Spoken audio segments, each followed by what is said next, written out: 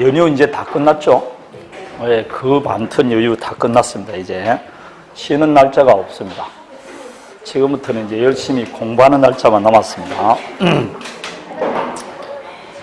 5월 딱 들어오면 여러분이 어떻게 보냈던 수험 시간 반은 보냈습니다. 벌써 1월 달부터 한 사람도 반 보냈고 이제 딱 반 정도만 지나면 시험 치러 가야 됩니다.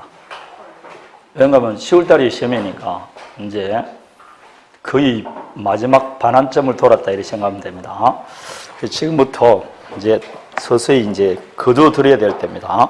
알든 모르든 간에 이제 이해했던 거는 다 마치고 암기를 서서히 해나가야 됩니다. 암기를 하지 않으면 시험장에서 어차피 뭐 암기 위주로 나오는 것이니까 이해했든 말든 간에 지금 현재는 하나하나 지나면서 암기를 해야 돼요. 암기 같은 거. 먼저 기본서라든지 요약집에 있는 요건, 효과 있죠. 기본을 먼저 암기하셔야 됩니다. 그 기본을 암기하고 난 다음에 판례를 암기하고 이래야 되지 너무 판례부터 보는 게 아니고 먼저 기본을 이렇게 쭉 요건 같으면 1, 2, 3, 4 대부분 요건 아니면 효과가 시험에 나오니까 그걸 정확하게 암기하셔야 됩니다. 암기할 때는 항상 제가 강조하는 거 키포인트가 되는 단어를 안 해야 됩니다. 쭉 긴 밑줄을 다 암기하는 게 아니고 몇 줄 보면 꼭 하나에서 들어가는 말이 있죠. 그걸 암기를 하셔야 됩니다. 그리고 그런 거 암기할 때는 뭐 메모리 카드를 만드는 건 좋지만 메모리 카드가 없으면 키포인트가 되는 단어를 밑줄 쳤다든지 거기에 체크를 해놓고 나면 잠을 잤다든지 아니면 쉬는 시간이라든지 짠짠이 나가지고 그 키포인트를 이렇게 쭉 이렇게 확인하는데 10분도 채 안 걸립니다. 근데 그렇게 한번 보면 책 한 권 본 것과 똑같은 효과가 있어요. 그래서 그걸 자주 보는 게 제일 낫습니다. 한 번을 오래 본다고 암기되는 건 아니에요. 가장 좋은 것은 책을 한번 쭉 읽고 한 10분, 20분 잠을 잡니다. 그래서 다시 읽고 그러면 제일 암기가 잘 되는 것은 사실이에요. 근데 그게 어릴 때부터 연습이 되면 좋은데 안 되면 지금은 곤란하니까 오늘 보고 내일 보고 다시 보는 수밖에 없습니다. 그렇게 해야 됩니다. 자, 오늘 이제 민사특별법 저번 주 좀 했지 않습니까? 하나도 안 했습니까? 민사특별법 할 사이니까. 자, 167페이지를 펴봅니다. 민사특별법입니다. 기본서 가지고 계신 분은 민사특별법 보시면 됩니다. 맞죠? 예. 자, 민사특별법이라는 게 민법이 있음에도 불구하고 민사특별법이고 우리가 저번 주에 임대차를 했었죠. 그 임대차가 있음에도 불구하고 주택임대차나 상가임대차를 만들었다는 것은 특비로 이걸 보호하기 위해서 하는 거죠. 그러면 민법에 있는 것은 똑같이 규정을 한다 안 한다? 제가 안 한다 그랬죠. 예컨대 주택임대차도 차임 이기연차만 해지할 수 있습니까? 없습니까? 있죠. 근데 주택임대차 보호법에 그런 규정이 있다 없다? 없어요. 없는데도 왜 이기연차만 해지할 수 있느냐? 주택임대차 보호법에 규정이 없으면 무슨 법 적용받는다? 민법. 그러니까 특별법에 규정이 없으면 일반법 적용받습니다. 그게 특별법 우선의 원칙입니다. 그러니까 똑같은 내용은 다시 규정을 안 한다 이 뜻입니다. 민법 내용과 특별법 내용이 똑같으면 뭐 하려고 따로 법을 규정할 필요가 뭐 있습니까? 그러면 지금 이 민법의 임대차와 다른 것이 몇 가지 있다 했죠? 7가지가 있습니다. 그 7가지가 첫 번째 적용이 틀립니다. 두 번째 존속기간 등이 완전히 다릅니다. 자, 그리고 존속기간이나 차임 등이 다를 것이고 세 번째가 민법 임대차는 대항력 갖추기 위해서는 등기해야 되겠죠.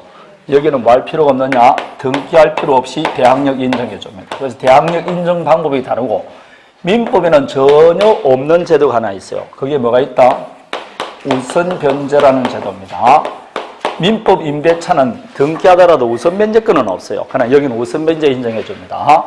다음에 보증금이 일정 이하일 경우 일정 금액을 보장을 해줍니다. 왜냐? 영세 세입자니까. 그리고 이걸 소액 최우선 변제 이렇게 말합니다.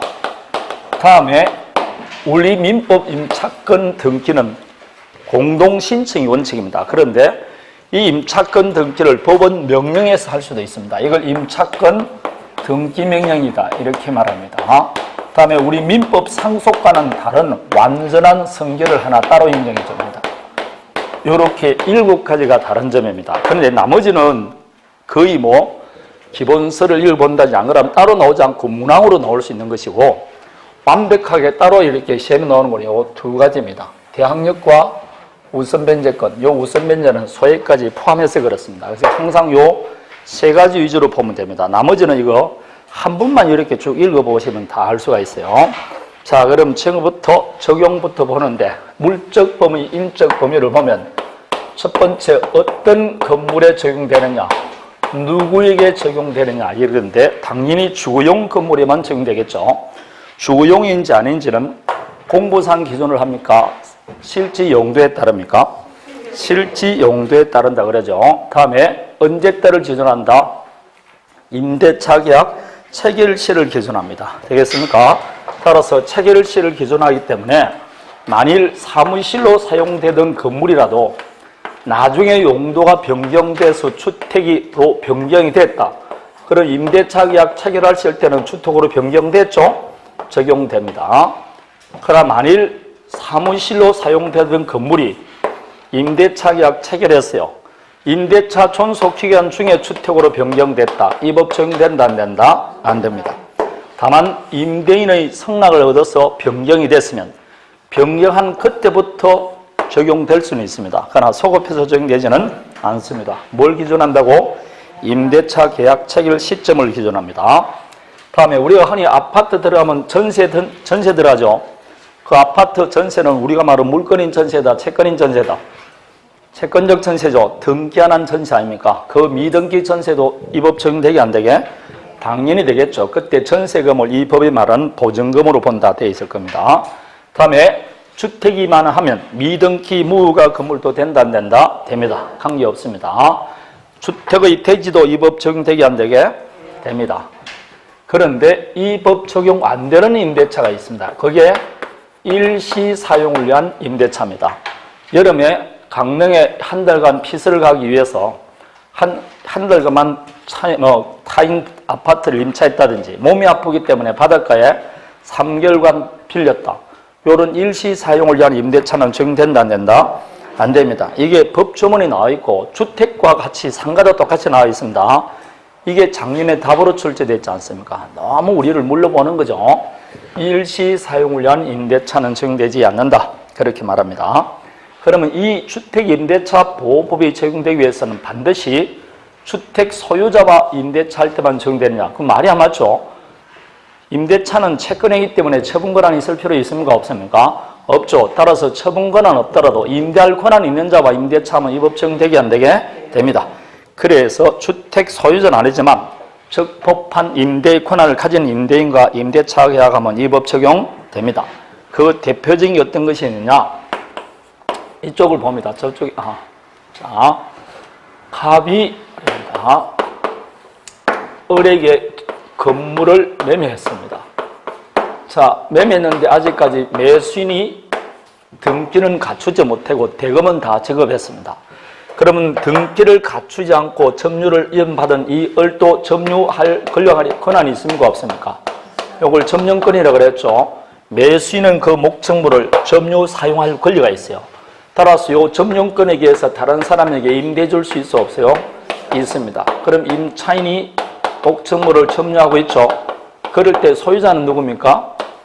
갑입니다. 그럴 때 이 갑이 내가 소유자인데 당신에게 나는 준 적이 없다. 나가라 그럴 수 있어 없어요? 없다 그랬죠. 물권적 청구권 행사할 수 없습니다. 왜냐? 매수인이 갖고 있는 점용권을 그대로 승계받았기 때문에. 따라서 거기에 2번에 있듯이 부동산 매수인이 아직 등기를 경료받지 못하였다 할지라도 매매계약 이용으로서 받은 목적물을 타인에게 적법하게 뭐 할 수 있다? 임대할 수 있습니다. 즉 매수인과 임대차 계약하더라도 이 법 적용되게 안 되게? 적용된다 이 뜻입니다.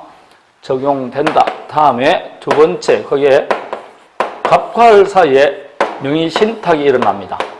주택입니다. 그럼 명의신탁이 일어나면 등기는 누가 풀어야 되는 겁니까? 자, 제 말한 거 따라 하십시오. 신탁자. 여기는? 그렇죠. 신탁자, 수탁자 그렇습니다. 지금 5월달이 됐는데도 을을 누구냐 그러면 말이 안 나와요. 여름에. 을이 누군지 물어보면 명의 이렇게 이야기한다니까. 수탁자. 어이? 수탁자, 수탁을 잘못하면 수탁이 되죠. 그러면 수탁은 벼슬이 있어 없어요? 그 벼슬이 등기라고. 등기된 사람이 수탁자라고 그랬잖아. 항상 등기된 사람이 수탁자라고. 어느 명의 신탁이든 등기된 사람은 뭐라 그런다? 수탁자. 믿고 맡기는 사람은 신탁자. 그렇게 용어를 알아야 될 거 아닙니까? 이렇게 되면 등기는 수탁자 앞으로 되어 있지만 실질상 내부적 소유자는 누구라고 되어 있다고? 갑이죠. 명의를 믿고 맡기는 거 아닙니까? 당연히 그래서 사용 수익은 갑이 합니다. 그럼 요 신탁자와 임대차 계약하더라도 이 법 적용되게 안 되게? 됩니다. 그래서 임대차 계약하고 입주와 전입 신고를 하게 되면 요거는 적법한 임대할 권한을 가진 자가 있기 때문에 수탁자에게도 대항할 수 있게 없게 있습니다. 거기에 신탁자와 임대차 계약한 경우 나옵니다. 자, 다음에 적용 문제는 자연에게만 적용됩니다. 자연에게만 하면 외국인도 적용됩니다. 그러나 법인은 적용된다, 안 된다? 안 됩니다. 법인은 적용이 안 되지만 외적으로 적용되는 경우가 있습니까? 없습니까? 있죠. 한국주택토지공사, 지방공사, 플러스 이번에 새로 나온 게 중소기업기본법에 따른 중소기업법인도 해당할 수 있습니다. 그래서 예컨대 갑의 주택을 A 중소기업법인이 임대차를 했습니다. 그럼 이 법 적용 안 되는데 이 법인이 주건 숙소용으로 임차를 했습니다. 그럼 법인에서 지정한 누군가 직원이 있겠죠? 그 직원이 입주와 전입 신고를 딱 하게 되면 그때부터 요 법인도 주택임대차보호법 적용됩니다. 요거 정도는 기억해야 됩니다. 세 가지입니다. 주택공사, 지방공사, 중소기업법 그러면 됩니다. 요 경우는 외적으로 법인이라도 적용됩니다. 다음에 존속기간 등을 먼저 볼 것 같으면 우리 민법 임대차는 최단 최장 기간 제한이 있습니까? 없습니까? 없죠. 그러면 주택임대차는 어떻게 되느냐? 거기 나와 있습니다. 주택임대차는 첫 번째 2년 미만으로 정했거나 기간을 안 정했을 때는 몇 년을 본다? 2년으로 본다 되어 있습니다. 따라서 2년을 보는데 단 요 경우 2년 미만으로 정했을 때 누구는 주장할 수 있다? 임차인은 그 유효함을 주장할 수 있다라고 되어 있습니다. 그래서 우리 시험에 가끔 이렇게 나오죠. 갑과사의 주택임대차 계약하면서 1년 약정했다. 그럴 때 드디어 1년 기간이 만료됐습니다. 그럼 1년 기간 만료됐을 때 임차인은 기간 만료됐다고 주장할 수 있게 없게 있어요. 방금 했잖아. 2년 미만으로 정하는 경우 임차인은 그 유효를 주장할 수 있다니까.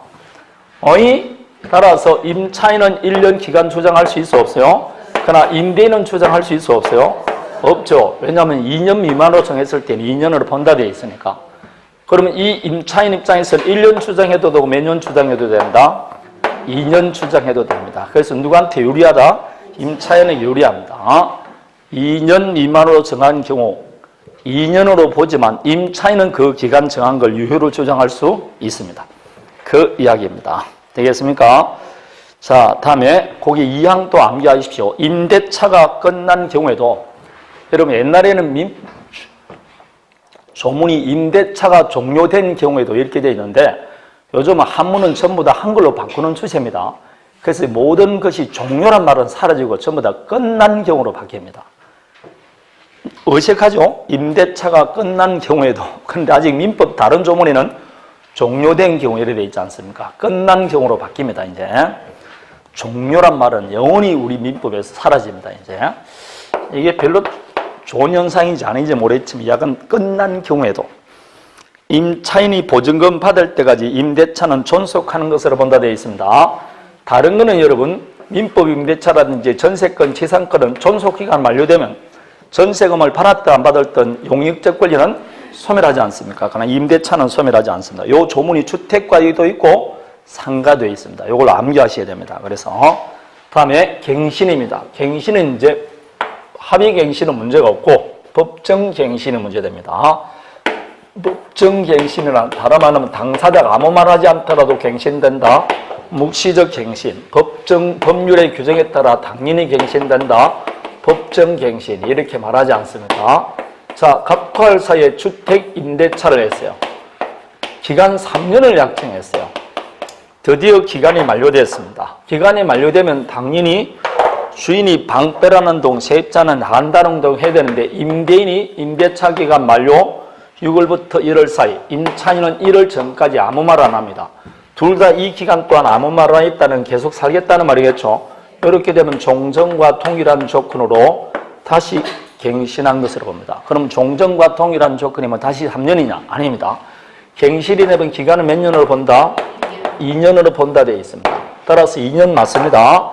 단 임차인은 언제든지 해지 통과할 수 있게 없게 그랬습니다. 임차인만 언제든지 해지 통과할 수 있습니다. 통고받은 날로부터 몇 월? 3월이 되면 해지 효력이 발생합니다. 그러나 임대인은 몇 년이다? 2년입니다. 2년으로 본다 했으니까 2년이라고. 임대인은 해지 통고 못합니다. 임차인에게만 인정됩니다. 다음에 차임 정감 청구권 때 정액은 20분의 1을 초과할 수 없고 계약 혹은 정액 후 1년 이내는 할 수 없습니다. 이걸 초과해서 지급했다. 그럼 반환받을 수 있게 없게 아예 법조문에 부당이득 반환 청구할 수 있다고 규정이 되어 있습니다. 자, 요거 규정은 어디에도 똑같이 있습니까? 아니, 전세권에 있지. 전세권도 20분의 1을 초과할 수 없고 1년 이내는 정액 청구 못하지 않습니까? 똑같은 내용입니다. 민법 임대차는 제한이 없습니다. 전세권에 똑같은 제한이 있습니다. 그런데 요 20분의 1을 초과할 수 없다는 요 규정은 임대차 존속 기간이 만료되고 재계약할 때는 적용된다 안 된다? 재계약할 때는 500배도 올리지 않습니까? 재계약할 때도 적용 없고 임대차 존속 기간 중이라도 당사자 합의로 정액할 때는 관계없습니다. 그게 오른쪽 적용 제외 나와 있죠? 다음에 전세를 월세로 바꾼다. 보증금을 월세로 바꿀 때 임대차 존속 기간 중에 바꾸는 수가 있겠죠? 그럴 때 함부로 바꾸지 못하게 제한됩니다. 지금 외울 때는 어떻게 하면 된다? 이날 기준금리에다가 3.5를 곱합니까? 더합니까? 더한 비율입니다. 이게 작년에 개정이 되어 있습니다. 최초는 곱한인데 지금 더한으로 바뀌었어요. 그래서 1할과 3.5 요것만 기억하시면 됩니다. 그걸 초과할 수는 없다. 자, 여기까지입니다. 이게 이제 존속기간에 관한 등이고 이제 본격적으로 대항력을 살펴봅니다.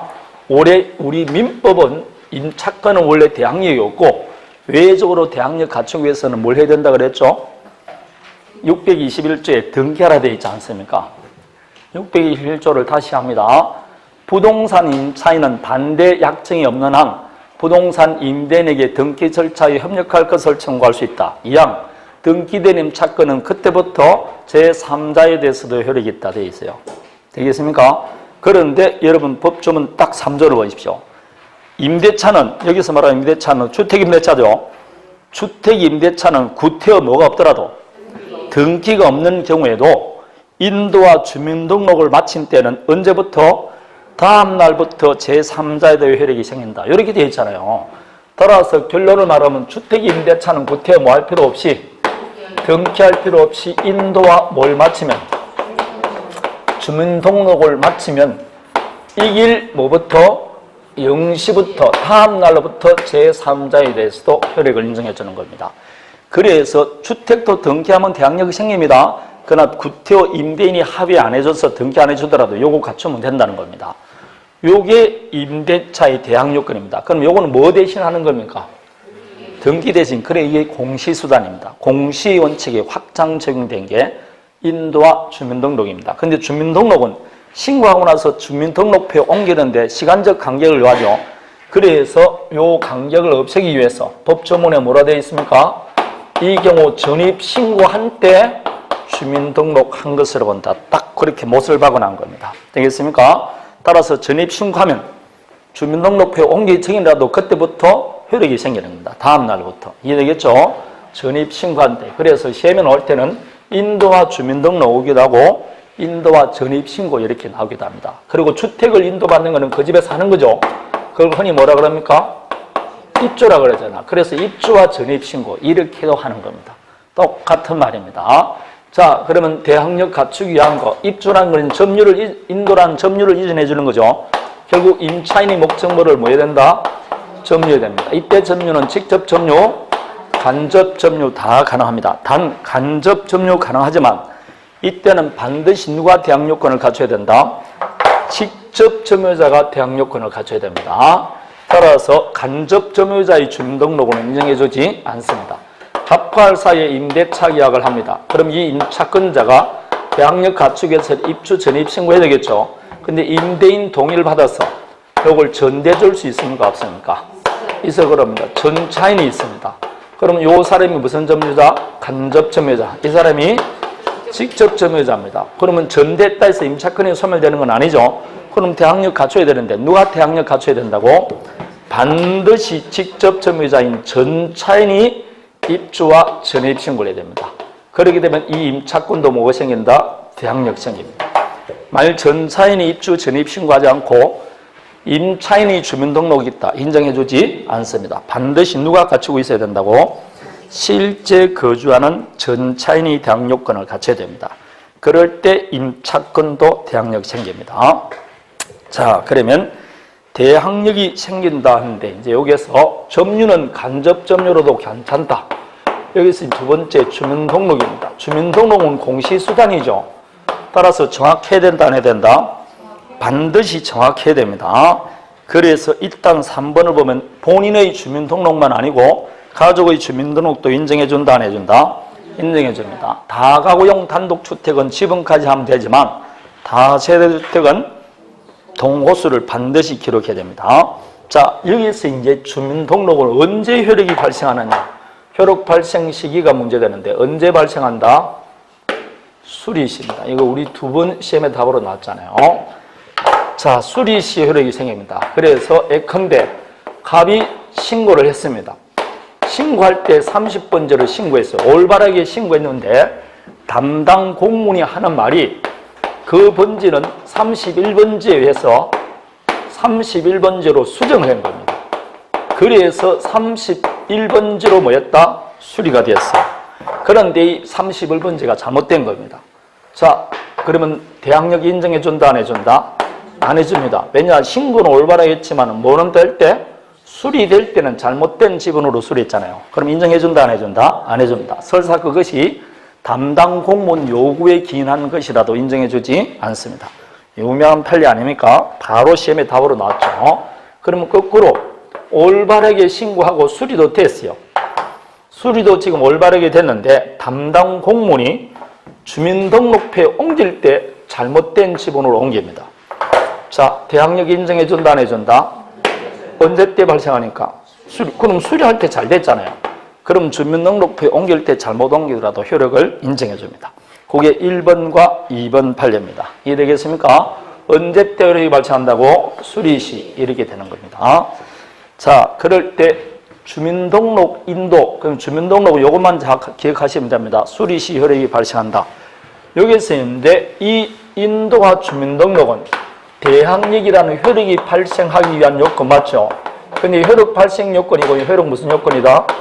존속 요건입니다. 이 말은 대항력이 발생되기 위해서도 인도와 주민등록 돼야 되지만 그 대항력이 계속 유지되기 위해서도 뭘 갖춰야 된다?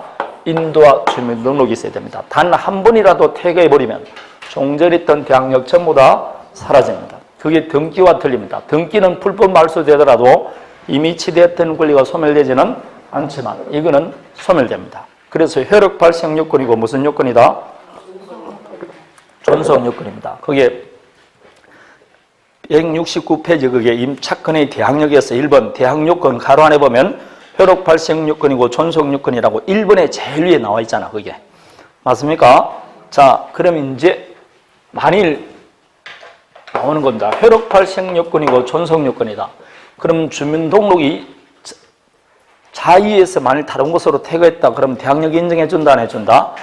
다시 재등록되더라도 소급하지 않습니다. 문제는 거기에 나와있던 5번 주민등록이 직권 말소됐을 때입니다. 주민등록법 일제조사에 따라서 주민등록법에 따라 일제조사에서 사람이 없으면 직권으로 말소시킵니다. 말소시키고 나서 재등록하더라도 대항력이 인정해준다, 안 해준다? 소급해서 인정 안 해줍니다. 안 해주는 게 원칙입니다. 단 주민등록법에 따르면 이 절차 규정이 있어요. 그 주민등록법에 따른 이 절차를 거쳐서 재등록하거나 회복됐을 때는 종전에 있던 대항력이 인정해주게, 안 해주게? 인정해줍니다. 그래서 그냥 인정 안 해줍니다. 원칙은 대항력 없어지고 그 주민등록법에 따른 이 절차를 거쳐서 회복되거나 재등록됐을 때는 종전했던 대항력 인정해 줍니다. 자, 그러면 대항력은 언제부터 발생한다 했죠? 다음 날부터 했죠. 거기에 이길 0시인데 이 시기를 둘러싸고 판례가 나와 있어요. 이 판례 중에 2개가 우리 시험에 답으로 나왔어요. 거기에 대항력 발생 시기가는 거 1, 2, 3번 나와 있죠. 그 중에 하나는 우리 시험에 2개는 시험에 출제됐고 출제 안 된 것만 지금 보도록 하겠습니다. 먼저 출제된 걸 한번 볼 것 같으면 2번을 먼저 보십시오. 임대 아파트가 나올 겁니다. 요거는 벌써 출제가 되어 있어요. 갑이 임대 회사입니다. 그래서 임대 아파트를 임차인이 들어갔어요. 그럼 이 사람이 임차인입니다. 그런데 이 임차인이 이걸 다른 사람에게 전대를 준 겁니다. 그럼 전차인인데 전차인이 입주 전입 신고했습니다. 근데 임대 아파트는 다른 사람에게 전대할 수 있어 없어요? 없습니다. 그래서 불법입니다. 그래서 보호를 못 받고 있어요. 그런데 기간이 만료됐을 때 임대 아파트를 임차인에게 분양해 줍니까? 안 해줍니까? 분양해 줍니다. 그래서 임차인이 아파트를 분양을 받았어요. 분양받았으면 이 사람이 이때는 보호해 줘야 된다, 안 해줘야 된다? 이쪽 왜 임차인이 이제 임대할 권한이 있으니까. 그러면 이 사람은 계속 지금 그 집에 사는 거죠. 언제부터 대항력 갖추게 되느냐? 이 문제가 생깁니다. 그러면 이 임차인이 임대할 권한이 있는 게 자기가 뭘 취득할 때? 소유권 취득할 때죠. 언제 소유권 취득합니까? 등기할 때. 그러면 소유권을 취득하는 이 길이 아니고 뭐라고? 적시입니다. 적시입니다. 그래서 그러면 아파트를 분양받아 소유권을 취득하여 임차인 명의로 소유권 이전 등기가 격려되는 적시입니다. 이게 우리 시험에 며칠 나왔는데 등기한 때가 2000년 만일 5월 2일이다. 그럼 시험에 5월 2일이냐 5월 3일이냐 물어봤다니까. 며칠이게?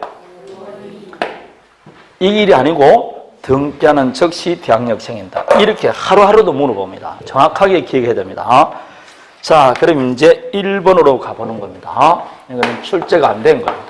갑의 주택에 A 앞으로 저당권이 들어와 있어요.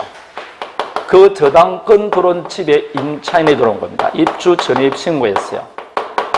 그런데 A가 경매를 신청했습니다. 자, 병이 경락받았어요. 그러면 임차권은 소멸하게 안 하게? 소멸하죠. 저당권 뒤에 있는 모든 임차권은 소멸합니다. 따라서 대항요건을 갖췄지만 대항할 수는 없어요. 그럼 쫓겨나야 된다, 안 된다? 쫓겨나야 되는데 새로운 소유자인 경락인이 11대가지니까 계속 이 집에 임차인으로서 거주하고 싶다는 겁니다. 그래서 새로운 소유자가 무슨 계약했다? 새로 임대차 계약을 했어요. 그러면 이 임차인은 언제부터 대항력이 있느냐? 종전부터 대항력 인정해주면 곤란하겠죠? 그럼 언제 되냐? 이 병이 소유권을 취득하는 적시입니다. 이 병은 소유권을 취득하는 적시가 등기할 때입니까? 경락대금 완납시입니까? 그렇죠. 그래서 경락대금 완납시. 바로 소유권 취득합니다.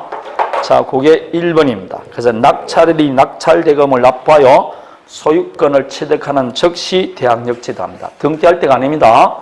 경매는 경락대금 완납하면 소유권을 취득하기 때문에 그렇습니다. 자, 마지막 이제 갑의 주택입니다. A 앞으로 저당권이 설정되어 있습니다. 임차권 양도를 봐야 되니까 그냥. 자, 임차권자입니다. 보증금이 3억 들어와 있어요. 여기에 A 앞으로 저당권이 들어와 있습니다. 3억 들어와 있어요.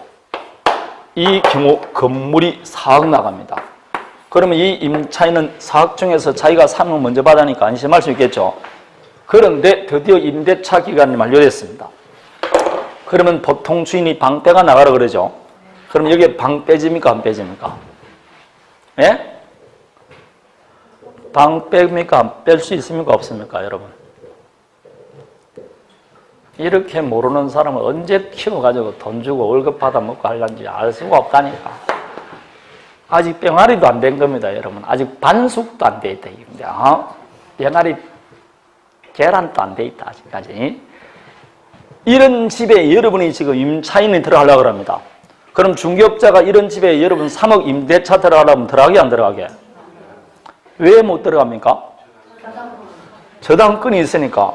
이 임차권이 없이고 내가 뒤집주더라면 선순위 저당권이 3억 있고 메가탄식 3억 들어가면 6억인데 4억짜리에 3억이 먼저 들어갈 거 아닙니까? 그래서 못 들어간다. 이제 빼기가 힘든다 이 말입니다. 이해되겠습니까? 그럴 때 있는 방법이 이겁니다. 요 임차인이 임대인 동의 얻어서 임차권을 양도하면 돼요. 그럼 임차권 양도하면 양수받으면 되겠죠? 그럼 그 양수인이 주민등록법 소정의 기간 14일 이내입니다. 14일 이내에 입주와 전입 신고를 딱 하게 되면 종전에 있던 대항력 그대로 유지됩니다. 그대로 유지됩니다. 따라서 여전히 몇 순위가 된다? 1순위입니다. 그게 3번 이야기입니다. 네 번째 줄, 원래 임차인이 갖는 대항력은 소멸되지 않고 동일성을 유지한 채 존속한다. 이렇게 되는 겁니다. 이럴 때는 임차권을 양수받으면 됩니다. 양수. 임차권 양수받으면 됩니다. 자, 요 두 개는 아직 출제가 안 된 케이스입니다. 요 두 개. 다음에 요렇게 대항 요건을 갖췄다. 그럼 대항력을 갖췄다는 할 때 그 효력은 어떤 것이냐? 딱 조문 하나밖에 없어요. 거기에 딱 오른쪽 보면 임차주택의 양수인은 임대인 지위를 상기한 것으로 본다. 그 조문 하나가 대항력이에요. 아무것도 없습니다. 그 조문입니다. 자, 가보의 주택에 어리 임차인이 들어왔어요. 그 임차인이 등기하지 않고 인도와 주민등록을 했습니다. 2020년까지 임대차 계약하고 보증금 3억입니다. 지금 2020년 그러면 굉장히 오래된 것 같죠? 제가 초등학교 때 항상 공상 만화를 보면 서기 2017년 이렇게 나옵니다. 안 그러면 서기 2025년 이렇게 나오면 막 화성도 뭐라고 뿅 가면 다니고 막 완전히 세상이 바뀔 줄 알았어요. 하나도 안 바뀌었어요. 아무것도 아닙니다. 그 설레발들 보면 뭐라고 서기 2000년만 되면 뭐 밀레니엄이 해가지고 난리 펼쳤지 않습니까? 무슨 세상이 뒤집었어요. 아무것도 없어요. 무슨 전자기가 어떻다는 동 뭐가 안 돼. 쓰잘데없는 겁니다. 다 방송국이 멀어벗겨 살기 위해서 뭐라고 부풀은 것이 불구하지 아무것도 없어요. 지금 2000년도 태어난 애가 이제 어디 가게 돼 있습니까요? 지금 2017년 아닙니까? 좀 있으면 고등학교 들어가고 이제 대학교 들어갈 때 됐다니까. 아무 이상이 없습니다. 2025년이 돼도 이상 없습니다. 아무 쓸데없는 소리입니다. 처럼 하나 있으면 난리가 나죠. 선거 벽보 하나 찢어졌다고 9시 뉴스 이야기합니다. 벽보 찢어질 수도 있지. 그 느른 날에 무슨 수가 있어가지고 오줌 누는 놈도 있을 거고 그 앞에서 하는 놈도 있을 것이고 얼마나 많겠냐고. 근데 그걸 가지고 뭐라고? 무슨 대단한 이야기 한다고. 그게 뭐라고? 언론이라고. 그래서 개가 사람을 물면 별로 뭐가 안 된다고? 보도가 안 되지만 사람이 개를 물면 뭐라고? 막 들이대는 겁니다. 왜냐? 그게 이익실성이 있으니까 그런 겁니다. 그래서 탤런트도 마찬가지 아닙니까? 신인 탤런트 하나 나타나면 방송국에 벌어주는 돈이 약 350억 정도 된답니다. 왜냐? 그 신인 탤런트 때문에 광고 수입이라든지 이런 게 하면 뭐라고? 그만큼 크게 나오는 겁니다. 그러니까 항상 없던 것도 부풀어 그렇게 이야기하는 거죠. 하다가 안 되면 뭐라고? 그만이고 그랬죠. 야간 2020년대까지 이제 임대차 계약합니다. 이제는 상가 같은 거 5년이면 2023년까지 계약하는 거예요. 여러분 시대는 여러분이 돈 벌 시기는 2020년부터 진짜 떼돈을 버는 겁니다. 그 시기가 여러분의 시기라니까. 그렇게 먼 시기도 아니고 뭐라고? 오래된 시기도 아니에요. 한 1년 정도 딱 배웠다가 그때부터 뭐라고? 본보는 먹는 거죠. 그런 거 아닙니까? 2018년도 여러분이 개업하면 한 해 정도 꾸었다가 2019년 되면 뭔가 좀 할 거 아닙니까? 그럼 떼돈 버는 건 2020년부터 아니겠냐? 완전히 좋은 시절입니다, 여러분. 2020년만 되기를 기다립니다. 아니면 빠른 사람이 2019년부터 들고, 더 빠른 사람이 2018년부터 오는 겁니다. 18년부터. 근데 어감이 안 좋아. 18년부터 본다니까. 그래서 또 구자는 안 좋고, 그러니까 2020년입니다. 자, 축하드립니다, 미리. 자, 그러는데 이 임차 목적물이 다른 사람에게 양도됐어요. 언제 됐냐? 2017년도. 양도가 됐어요. 양도라는 말은 여러분, 소유권 이전된다는데 양도 원인은 다양하겠죠. 매매가 됐다든지 경매가 됐다든지 공매가 됐다든지 정매가 됐다든지 교환이 됐다든지 등등등등의 사유로 소유자가 변경됐어요. 그러면 방금 뭐라 되어 있습니까? 그 3조에 상황이 보면 인도와 주민등록한 그 다음 날부터 이 임차목적물을 양수한 양수인이 임대인 지위를 뭐한 것으로 승계하는 것으로 본다. 요 양수인이 누구의 지위를? 임대인 지위를 승계한 것으로 본다. 이 말은 임대인이 갖고 있던 모든 권리 의무를 누가 가져온다? 양수인이 가져온다. 그러면 이 임차권은 채권인데 누구한테만 주장할 수 있다? 임대인. 근데 요 병이 임대인 지위를 그대로 승계하니까 요 을은 갑에게 주장할 수 있는 걸 누구한테 다 주장할 수 있다? 요 양수인에게 계속 주장할 수 있다. 이 말은 뭐가 생긴다? 대항할 수 있다 이 말입니다. 따라서 2020년까지 사용할 수 있어 없어요? 있고 기간 만료되면 보증금 달라 할 수 있어 없어요? 있습니다. 이게 대항력이라고.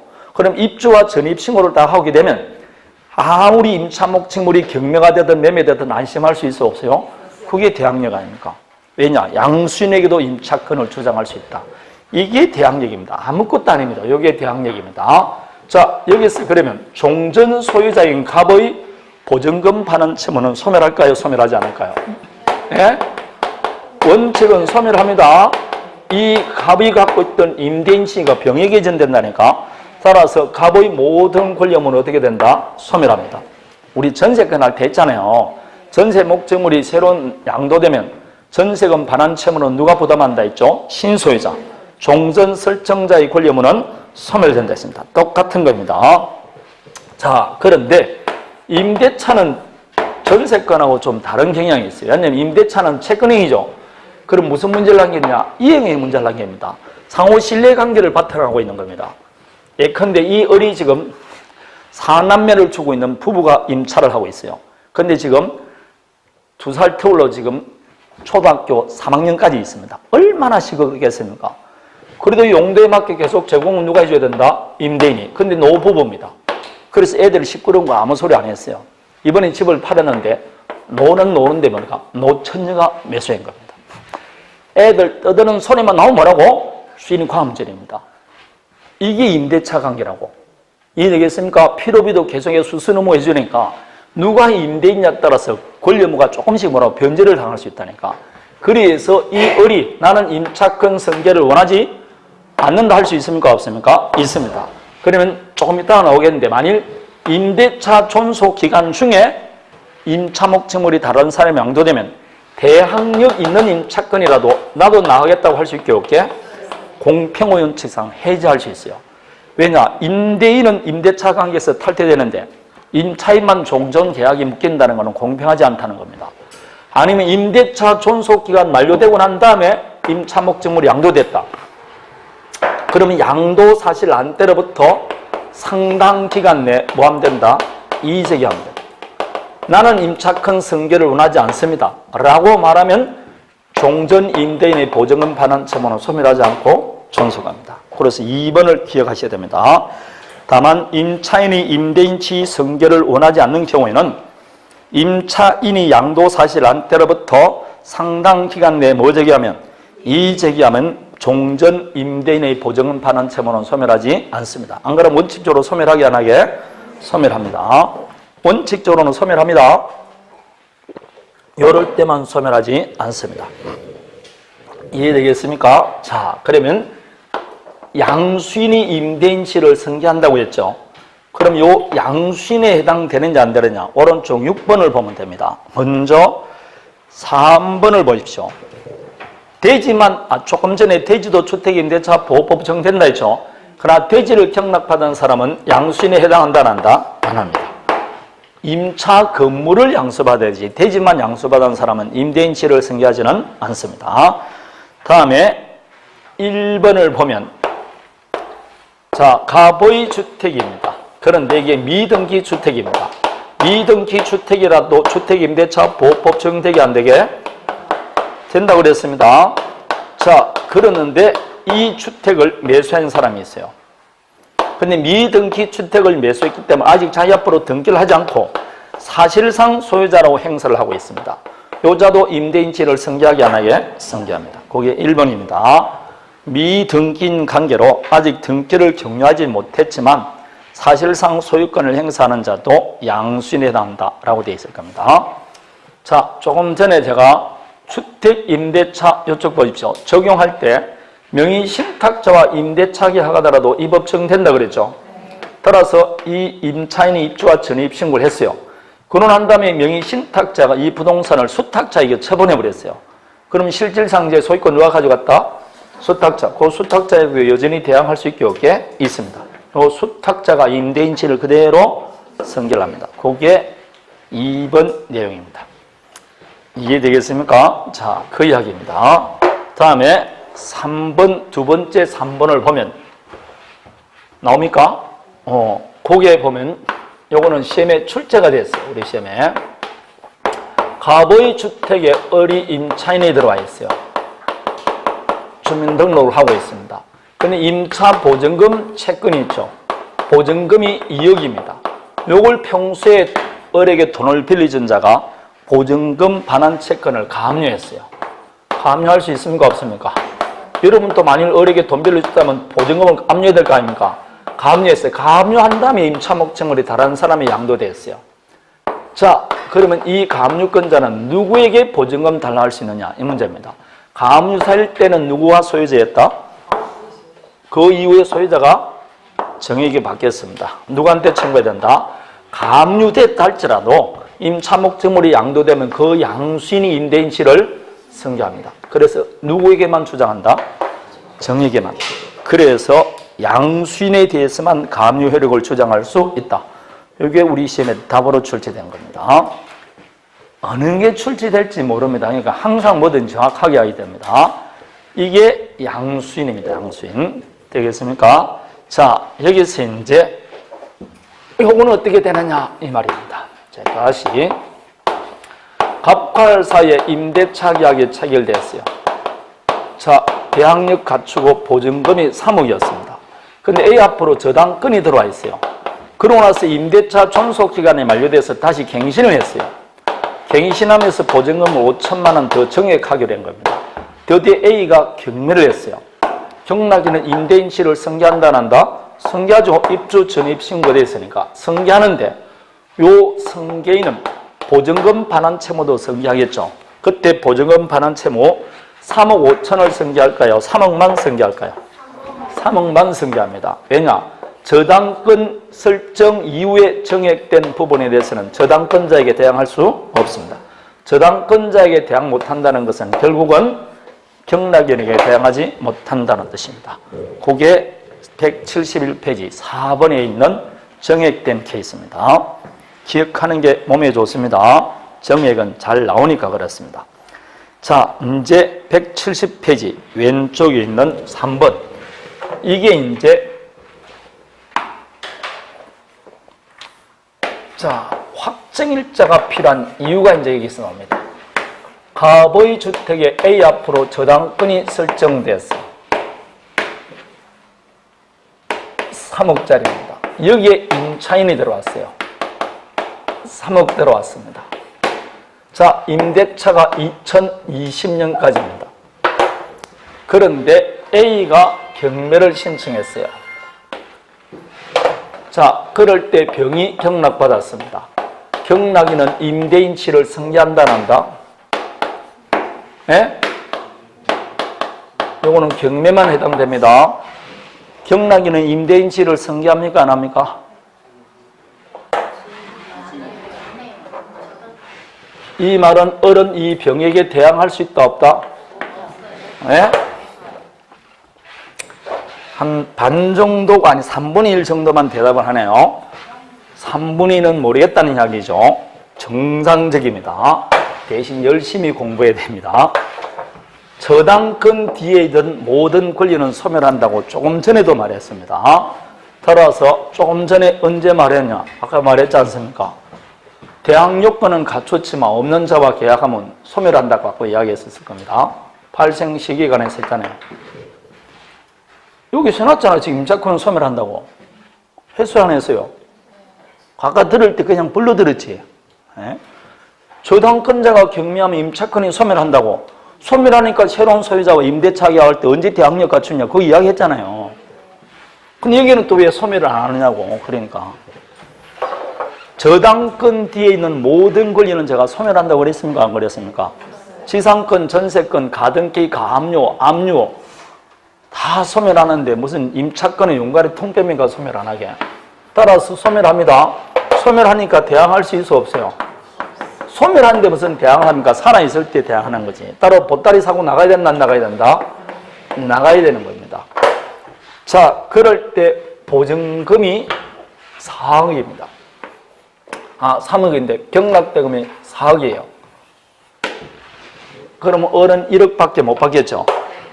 문제는 그게 아니고 여기에 피 앞으로 또 저당권이 들어온 겁니다. 이 사람도 3억 들어왔어요. 자, 이 P가 경매했습니다. 그러면 병은 임대인 씨를 승계한다, 승계 안 한다? 예? 병은 임대인 씨를 승계합니까, 승계 안 합니까? 그 말은 이 어른 병에게 대항할 수 있어 없어요? 한 3명 정도밖에 대답을 못합니다. 여러분